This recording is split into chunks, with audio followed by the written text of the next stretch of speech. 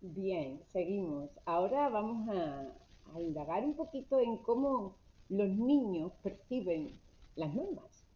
Los niños y las niñas no perciben las normas igual, va a depender mucho de la edad. No es lo mismo un niño de 4 años que uno de 8 que uno de 13 años, ¿no? Entonces aquí hay un estudio hecho muy interesante por Turiel y por Nusi, que bueno, se está tomando también como cierto consenso, ¿no? Entonces los niños más pequeños, los de 3 a 6 años, los de infantil, ellos se dejan llevar, su dominio prioritario es el dominio de las normas morales básicas, que significa básicamente que lo justo y lo moral es cuando los niños y las niñas están bien y son felices. Cuando no son felices, cuando no están bien, entonces esto no se te dicen que eso no se puede hacer. Entonces las normas suyas, la de la felicidad, están por encima de las convencionales.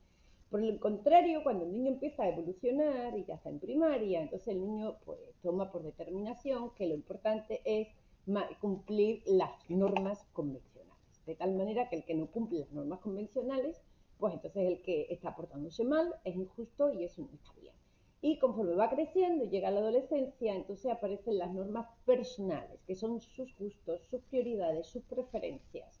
Y eso estará por encima del resto, ¿no? Entonces, como vemos, ¿qué ocurre? Pues ocurre que a veces hay conflictos. ¿Dónde hay más conflictos? En la época de la adolescencia. ¿Por qué? Porque se contraponen, hay un conflicto, una tensión entre la prioridad de mis normas, que va a ser el uso del móvil, la gorra, las amistades, mis tiempos privados, etcétera, frente a las normas convencionales, que será pues no usar el móvil, no llevar gorra. ¿No? Entonces, ¿qué ocurre? Pues esto es más conflictivo. Entonces, según Nusi, que es la que más se ha dedicado a esto, ¿no? Ella lo que dice es que es fundamental distinguir entre lo que es realmente necesario y lo que no, ¿no? Si es realmente necesario pues, mantener determinada norma por el bien del grupo, se mantendrá, pero si no es necesario, pues se quita. Y aquí, pues, sí he visto conflictos en algunos centros porque los niños llevan piercing o no. Entonces, yo creo que llevar piercing o no llevar piercing se puede ser una norma que se tolere, porque entonces le das al niño o adolescente un espacio para que él se defina su identidad y diga sus preferencias y al mismo tiempo, bueno, no debe de interferir con otras normas como puede ser pues tratar bien a los demás, ¿no? Entonces, tenemos que conseguir que a estas edades coexistan las dos, las personales y las convencionales, ¿no? Y por último, pues sí me gustaría destacar un principio básico que se llama el principio de complementariedad, que es viejo, como veis, de 1957, pero que también nos da pistas, ¿no? Entonces, esto es para las relaciones en grupo, da igual la edad, ¿no? Entonces, básicamente hay dos dimensiones. Una es la emocional, que significa si el profesorado percibe al grupo de manera positiva, porque te gusta el grupo, llegas allí diciéndolo, ves lo positivo, entonces el alumnado también te percibe como positivo. Con lo cual, cualquier intento que tú hagas de mejorar la gestión del aula, el alumnado te acompañará y te ayudará. Pero si por lo que sea llegas al grupo y tu percepción del grupo es negativa, del tipo este grupo es muy difícil, hay unos cuantos alumnos que siempre dan la lata, el historial que traen, ellos también lo perciben, entonces te percibirán como negativo. Y cualquier intento que hagas por mejorar la estrategia del grupo, pues está perfectamente boicoteada, ¿no? Entonces lo positivo lleva a lo positivo y lo negativo a lo negativo. Y la otra dimensión es la del control. Cuanto más control ejecutamos nosotros sobre un grupo, el grupo tiene menos participación y es más sumiso. En cambio, cuanto menos control tenemos nosotros, menos sumisos son ellos y más participan activamente con las normas de aula. Entonces, si queremos que ellos se impliquen, debemos de tener un control relativo, que significa que cuando algo va mal, pues habrá que devolverlo al grupo y decir qué es lo que está pasando y buscar soluciones que sean las mejores para todos, ¿no? Y, por supuesto, buscando siempre la interiorización de las normas y la autodisciplina, ¿no? Entonces, bueno, ya tenemos aquí también más pistas, ¿no?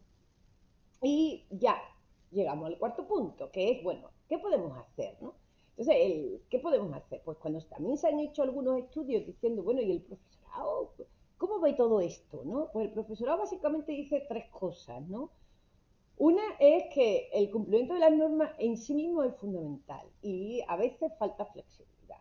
Dos, que con las condiciones actuales que tenemos, con el número de niños que hay, la burocracia, la responsabilidad, es imposible hacerlo mejor. Y tres, incluso si se pudiera, hay un gran desconocimiento de las estrategias de gestión de agua. Entonces, bueno, haciendo un esfuerzo, lo que intentamos es complementar o completar esta carencia, porque estrategias, como estamos viendo, sí hay. Entonces vamos a ofertarlas, pero quizá de una manera como un poquito más divertida, a ver si así podemos ir incorporándolas a nuestra dinámica habitual. Entonces lo hemos organizado en 3 dimensiones. Uno son las normas, cómo conseguir que se cumplan. 2, las interacciones con los niños, cómo deberían ser. Y 3, el proceso de instrucción, cómo dar una clase. ¿Qué estrategia podemos poner en marcha en cada una de estas categorías? ¿Vale? Entonces, por ejemplo, para las normas, ¿cómo podemos facilitar el cumplimiento de normas? Nosotros consideramos que hay algo muy importante que significa los sistemas no verbales de comunicación, ¿vale? Entonces eso hay que aprovecharlo. Cuando tú estás en un grupo, tenemos que tener un sistema que sea repetitivo y que el alumnado entienda que es no verbal y que sirve para gestionar. Por ejemplo, fundamental conseguir captar la atención de todo el grupo cuando tú lo necesites. Por ejemplo, cuando se llega a la clase. Por ejemplo, cuando hay de pronto, están todos trabajando en un grupo y tú tienes que decir aquí, aquí. Entonces ahí tiene que haber un sistema que ellos, en el momento que te vean iniciarlo, ya saben lo que se espera. Entonces, pues ya está. Entonces la pregunta sería, ¿qué sistema tenéis? A veces que el profesorado se queda así, ¿no? Dice, no, es que ellos saben que se tienen que callar. ¿Lo saben realmente?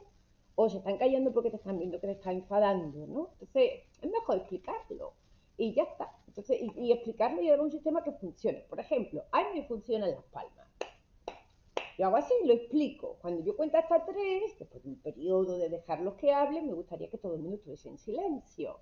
Vamos a practicarlo. Lo practicas y funciona. Pero imaginaros, esto se ha puesto en marcha en algunos centros y me han dicho los profesores, especialmente de primaria, eso no lo puedo hacer, porque como toque las palmas, es que se me puede tocar todo a tocar las palmas por bulería. Bueno, pues en ese caso, en ese aula en concreto, no se puede tocar las palmas.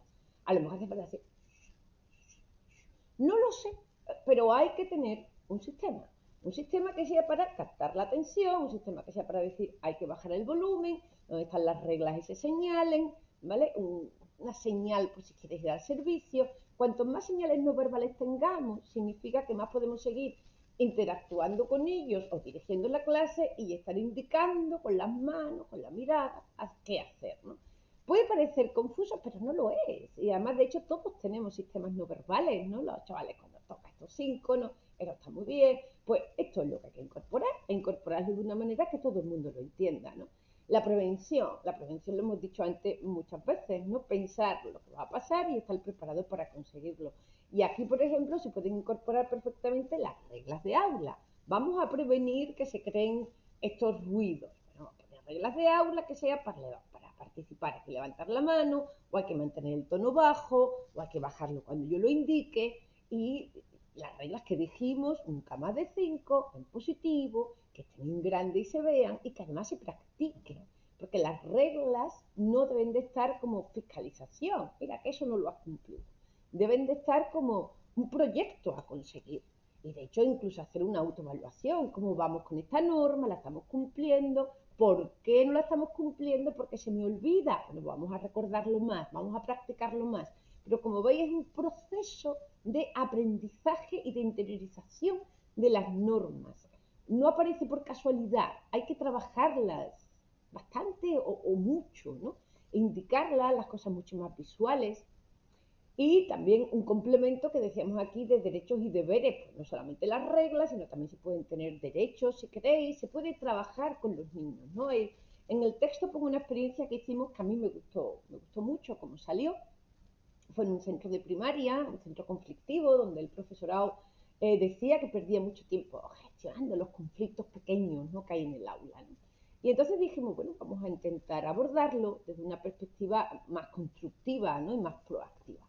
Entonces decidimos trabajar La Bella y la Bestia, y se trabajó tanto en lengua como en otras asignaturas. Y cuando ya más o menos los niños lo conocían, entonces se hizo una tutoría, se hizo una actividad, que era vamos a escribir en grupos, pequeños grupos, y después se hizo una puesta en común, aquellas cosas que sí nos gustan de cómo nos tratan, ¿no? Y entonces, bueno, pues la invitación era pensar, evidentemente, en la Bella, que es un carácter en el cuento que hace cosas por los demás, ayuda, es solidaria, ¿no? Y cómo lo hace, ¿no? Que como sonreía, siempre pendiente. Y entonces escribieron 4 o 5 cosas que hace la Bella y que ellos se identificaban que les gustaban. pero dijeron que también querían lo malo, porque los niños también hacen cosas malas que a ellos no les gustan. Adelante. En este caso las identificaron con el sujeto, con Gascón, que es el malo, y entonces, ¿y cómo lo conseguía? ¿No? Pues una persona que empuja, que se impone, que se enfada, que grita, y eso no nos gusta. No nos gusta que nos empujen, no nos gusta que nos griten, no nos gusta que nos impongan. Y aquello funcionó muy bien. En el aula se pusieron cartulinas y tanto profesorado como niños aseguraron que se ha facilitado muchísimo la autorregulación, ¿no? Porque ya ellos decían, no te portes así, sino así, ¿no? Es decir, otra vez una iluminación es el comportamiento que sí queremos, ¿no? Y sí que funcionó. Pero veis, hay que escuchar al grupo. Entonces funcionó, pero llegó un momento que el grupo le dijo al tutor que eso no funciona, que funcionaba, pero que funcionaba hasta el recreo. Después del recreo no funcionaba, porque los niños llegaban nerviosos, enfadados, y eso hacía que incluso cuando les decían, no, no sigas portándote así mal, no funcionaba. Nadie les echaba cuenta, no funcionaba. Y entonces, bueno, pues decidieron estudiar qué pasaba. Entonces se estudió el patio de recreo, se descubrió que allí no había normas, que allí se generaban conflictos que después se trasladaban al aula. Y como prevención, pues se diseñó el patio de recreo, se rediseñó otra vez con algunas normas, con algunas actividades, y la verdad es que nuevamente volvió a funcionar. O sea que es una actitud así abierta, abierta de trabajar con ellos y donde todos salen ganando, ¿no? Y seguro que os ocurren más cosas, ¿no? Después las interacciones. Hombre, evidentemente con las normas también recordemos siempre de reforzar siempre lo que queremos que pase, ¿no? Después las interacciones es un poco aquello que decíamos de la emoción, ¿no? Si yo transmito emoción positiva, ellos me la van a devolver. Entonces, en este caso solo tenemos un paso clave que insistimos mucho, que es la atención positiva, ¿no? Que es llegar al aula y mirar intencionadamente y buscar aquello que tú quieres que se repita y reforzar por ello. Es decir, que bien, mira, casi todos ya con el libro abierto, ¿no? Que bien, esperando que yo llegue, que bien, ¿no? Casi en silencio, esa sensación de positividad, de que se están cumpliendo las cosas, ellos lo devuelven, ¿no? Y se empieza como la clase con más alegría y sobre todo nos explica ese principio de complementariedad que a ellos también les va a gustar, ¿no? La proactividad es cuando ya hay un conflicto, entonces tenemos que actuar. ¿Cómo vamos a actuar? Siempre a bajo nivel.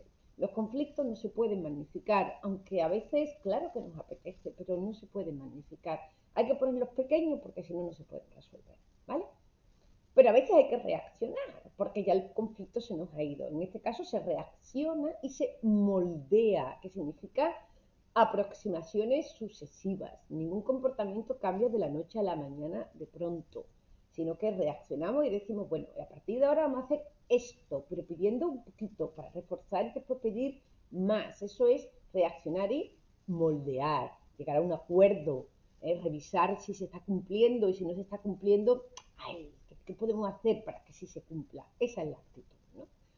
El matching es para hacernos recordar, para recordarnos a nosotros mismos que la respuesta que demos a los conflictos tiene que ser ajustada.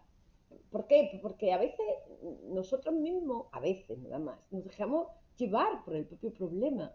E incluso a veces ya no discriminamos el pequeño problema, sino el niño es un problema. Eso no es ajustarse, eso es sobredimensionarse. Entonces, problemas concretos, una reacción nuestra ajustada, y si es baja, mejor. Siempre tenemos posibilidad de mostrar nuestra insatisfacción, pero siempre cuando las cosas se hayan calmado, todo haya vuelto a su sitio, ¿no? La sincronización, vamos en la misma línea. Hay que abordar el problema tan pronto como sea posible, sincronizado, pero no significa en ese momento, sino tan pronto como sea posible. Y rompiendo moldes es cuando tenemos que captar la atención, cuando ya está pasando algo más gordo, hagamos algo imprevisto, encender y apagar la luz, ponerlo encima de la mesa, ponerte un sombrero, algo imprevisto, y veréis cómo el alumno evidentemente capta tu atención y más relacionado que con el humor que con la imposición o el autoritarismo, ¿no? Por último, el proceso de instrucción, que eso es una cosa que cuando no fluye nos hace sentir mal al profesorado, porque tienes la sensación de que la clase ha ido mal, ¿no? Entonces tiene que fluir, y de hecho ese es el primer objetivo, flujo y continuidad. Explicamos, pero no podemos explicar más de una cuarta parte de la clase. Si las clases generalmente son de una hora, nuestras explicaciones se deben de limitar a 10-15 minutos. Explicamos captamos la atención, vamos explicando, pero vamos caminando, vamos preveyendo el problema. Vemos un alumno que ya está casi aburrido, a punto de hacer algo, te acercas a él, sigues explicando desde allí, te permite verlos a todos, capta, intenta mirar a todos los alumnos a sus ojos, si puedes. Además, la vista panorámica, que a veces, sin darnos cuenta, explicamos y solamente miramos a uno, ¿no? Que todos se sientan atendidos. Y poco más. Y si no funciona, pues entonces hay que estudiarlo. Y cuando se acaba la clase, al día siguiente uno piensa en su casa qué podría haber hecho mejor. Y veréis que hay muchas cosas que se pueden cambiar. Generalmente la organización de las mesas, donde están sentados, alguna regla que no ha quedado clara. Pero veis, si no fluye, no te enfadas, sino que buscas qué podría ser yo para que fluya y vas descubriendo qué elementos se podrían cambiar, ¿no? Después, muy importante, cómo se organizan las actividades, ¿vale? Explicamos, después los ponemos a trabajar en grupo, vamos a tener una evaluación conjunta. Todo esto tiene que estar bien organizado, ¿vale? Sepan dónde se tienen que sentar después de la explicación, qué instrucciones seguir, ¿no? Dónde tienen que poner los materiales. Todo esto nos va a garantizar que las cosas fluyan. Cuando no están bien organizadas y no fluyen, pues entonces se crean momentos de transición y puede que se ocasionen problemas de gestión, ¿no? Entonces ya los tenemos, hemos explicado, están trabajando en grupo, todo está bien diseñado. Pues además, al final del todo, es muy importante recordar un ejercicio de cerrar la sesión. Hoy hemos dado este tema, este punto, hemos destacado esto, sirve para esta cosa. Preguntamos, tú cómo lo recuerdas, tú también, preguntamos, dejamos tiempo para que piensen, ayudamos para que den las mejores respuestas, esto es. Y al día siguiente, ¿qué vamos a hacer? ¿No? Y comunicarlo con ilusión, que ellos sepan a qué van a venir, qué tienen que tener y no como amenaza, ni mucho menos, ¿no? Después vamos a apuntar lo más importante en la pizarra, que ellos después también lo anoten. Vamos a facilitar la recogida de las cosas más importantes y que los mensajes queden orales y que queden visuales, ¿no? La ayuda visual es fundamental, ¿no? Y de hecho este área es un área compleja, ¿no? Porque el profesorado se siente mal cuando no explica bien. Entonces, en este sentido, hemos creado una cosa aparte, ¿no? Que sería un plan, ¿no? Del proceso de instrucción, ¿no? Que está completado por 7 fases, ¿no? Creo que está mejor explicado en los apuntes, pero básicamente este inicio, ¿no? Que vamos a empezar con este sistema de progresión, que siempre empiece más o menos igual, con esa atención positiva. Nos vamos a transmitir a la clase completa esta vista panorámica, ¿no? Sonriendo, dando la palabra, señalando. Vamos a hacer preguntas. Preguntas no solamente se explica, sino hacer preguntas que ellos participen, preguntas también abiertas, que ellos puedan ser más creativos, ¿no? Y a partir de ahí ya las instrucciones para la fase de trabajo. Instrucciones que tienen que estar muy claras. Yo he estado en clases que se ha pasado de la fase de instrucción completa a la fase de trabajo en un grupo. Y los niños ya sabían dónde se tenían que sentar, con quién, cómo se trabaja en grupo, cómo se hace todo. Y la clase fluía. Cuando esto no se aclara, pues un alumno se queda solo, maestro, ¿dónde me siento? No tengo los materiales. ¿Vale? Todo hay que organizarlo, ¿no? Muchas veces pegar las instrucciones en la mesa, tenerlas a mano, los folios, ¿no? Pues la fase de trabajo, ya los dejamos trabajar, pero nosotros estamos supervisando, vamos viendo, vamos creando conflicto cuando llegas al grupo, esto está bien, seguro, muy interesante, ¿eh? Si cambiamos esto por esto, lo dejamos ahí dudar, ¿no? Después la fase de transición, que siempre llega, que es que claro, unos acaban antes, otros acaban después, unos recogen, otros no. Bueno, pues igual hay que tener preparado otros materiales, otros juegos alternativos para que el que ha terminado ya tenga algo que hacer, ¿no? Por último, el fin. Ya hemos terminado, hemos recogido, anclamos y proyectamos y ya está. Y después llego a mi casa y sobre todo pues me pregunto a mí mismo, ¿no? Si lo he hecho bien o no lo he hecho bien, ¿no? Y además de todo esto, tengo que resaltar el papel de las atribuciones de responsabilidad, ¿vale? Que esta casi nunca las explico bien, a ver si ahora me sale un poquito mejor, ¿no? En este caso, las atribuciones son necesarias ante el incumplimiento de la norma.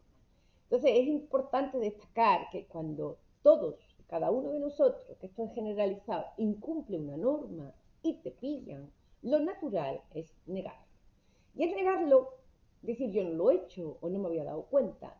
Primero porque eso facilita la integración, porque estás diciendo, uy, va pillado, pero yo no me quiero ir de este contexto, ¿no?